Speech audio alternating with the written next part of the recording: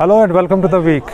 On the last day of the Jammu and Kashmir Assembly, uproar continued today. The Assembly started its session on November 4. Ever since, there has been complete turmoil in the Assembly.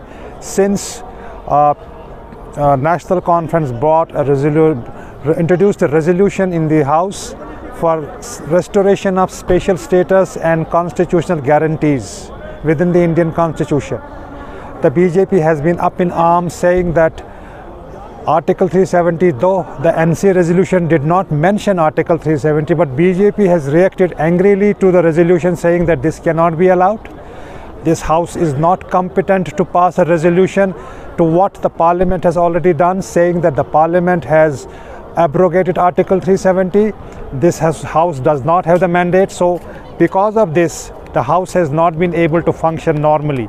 Very little time was actually diverted to some meaningful business.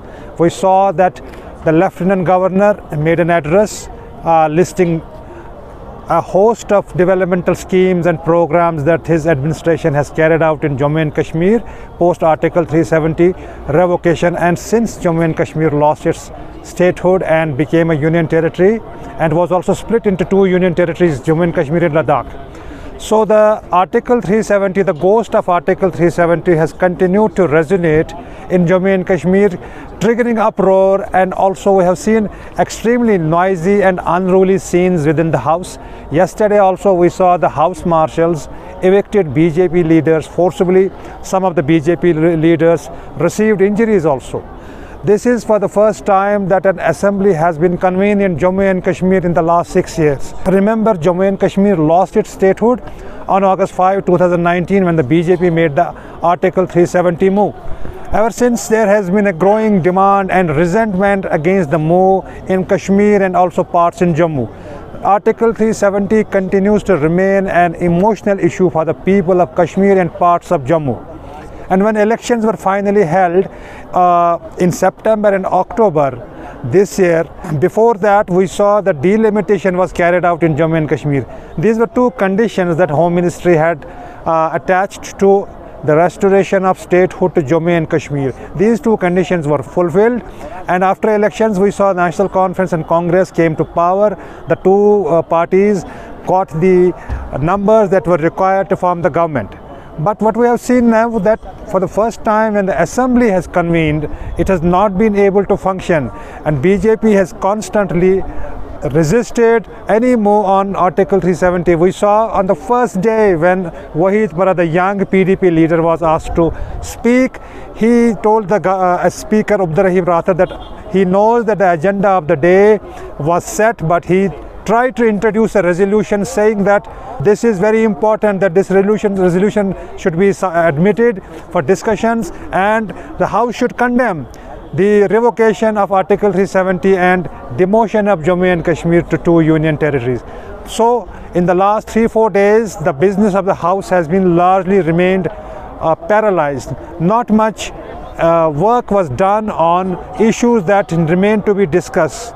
Every day there is an agenda for certain business, but it was not happening. Today we also saw that the BJP reacted after the Speaker asked Javed Ahmad Beg of National Conference to begin proceedings on vote of thanks on LG's address. The BJP leader of the House, the opposition, leader of opposition Sunil Sharma, he got up, and soon we saw Sajjad Lone and leader of Awami Ittihad.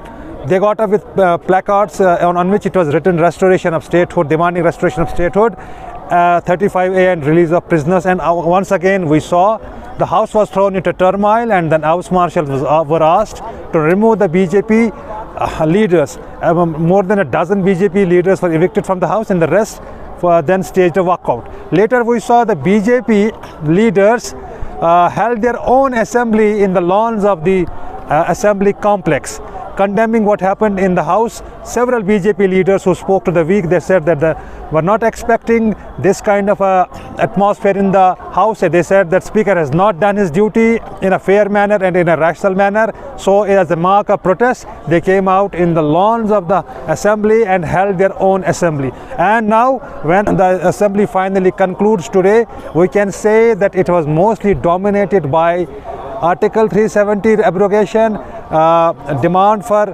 its restoration. We saw the resolution that was moved by the National Conference. Opposition, fierce opposition by the BJP. That has been the highlight of this first ever session that was held in Jammu and Kashmir as a union territory. For now, there is little hope that semblance will return to the Assembly, as Chief Minister is likely to make his address on the vote of thanks later. But for now, the BJP has come out and is continuing their protest against what has happened in the Assembly.